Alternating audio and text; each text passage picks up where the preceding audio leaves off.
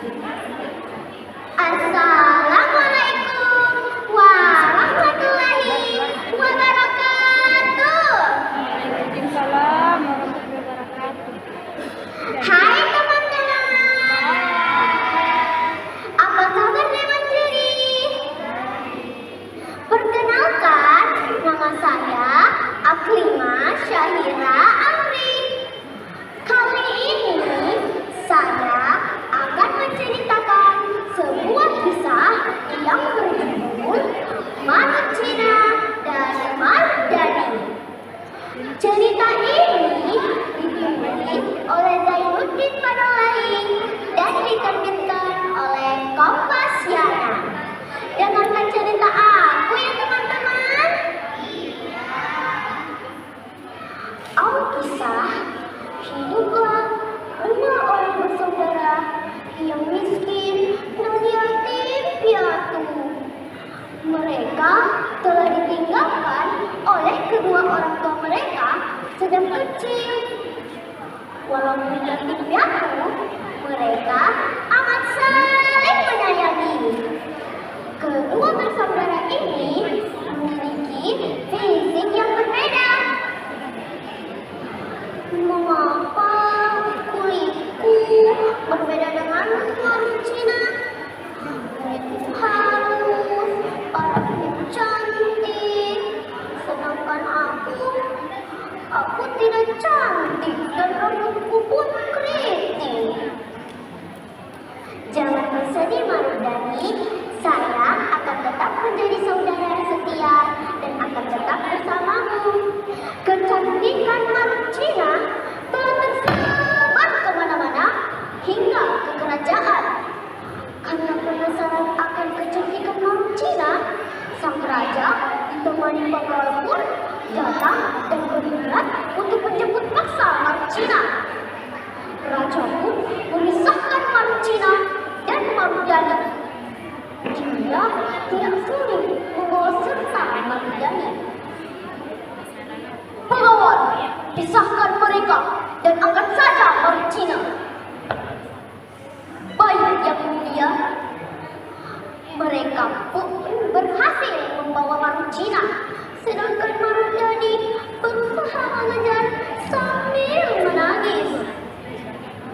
Setelah saling perjalanan, Marut Dani pun sampai pada sebuah istana yang megah. Marut Dani mendekati pintu kerajaan dan berniat hendak membukanya. Namun tiba-tiba datang seorang pengawal menghalanginya. Hei, apa yang kau lakukan di sini? Tolong izinkan saya masuk, Tuan. Tidak bisa, lebih baik kamu pulang. Tapi aku ingin bertemu Marut Cina, adikku. Marut Cina tidak ada di sini.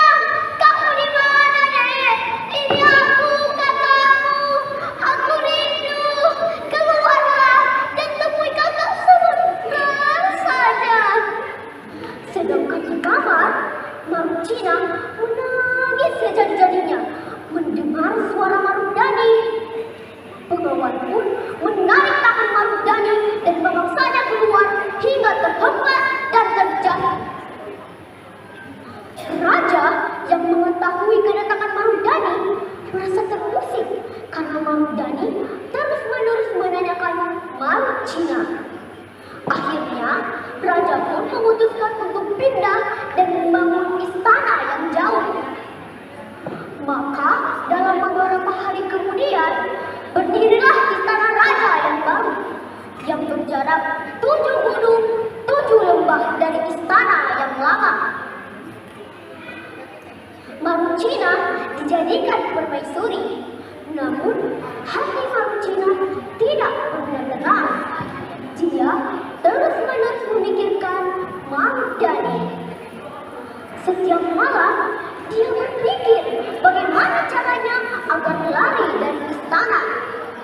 Sampai pada suatu malam dia menemukan ide untuk mengelabui sang raja. Wahai Datuk junjungan hamba, hamba sangat menginginkannya, namun hamba tidak berani mengutarakannya. Jangan sungkan, katakan saja, Dinda ingin apa? Pasti akan saya bersahabat. Saya menginginkan daging rusa, namun sang rajalah yang harus pergi berburu di hutan dan menangkap sendiri rusa tersebut. Keesokan harinya, raja yang ditemani pengawal pun pergi berburu di hutan. Setelah rombongan raja pergi, Marunchina segera keluar dan mencari cara agar lari dan meninggalkan istana. Marunchina pun sampai di rumahnya. Marudani, kamu di mana, Kak? Marunchina menangis karena tidak menemukan Marudani. Dia hanya menemukan satu ulat yang meyakini bahwa ulat itu adalah Marudani.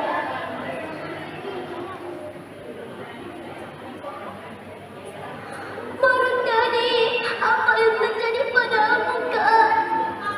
Marunchina membungkus ulat itu menggunakan kain evapas dan meletakkannya ke kain.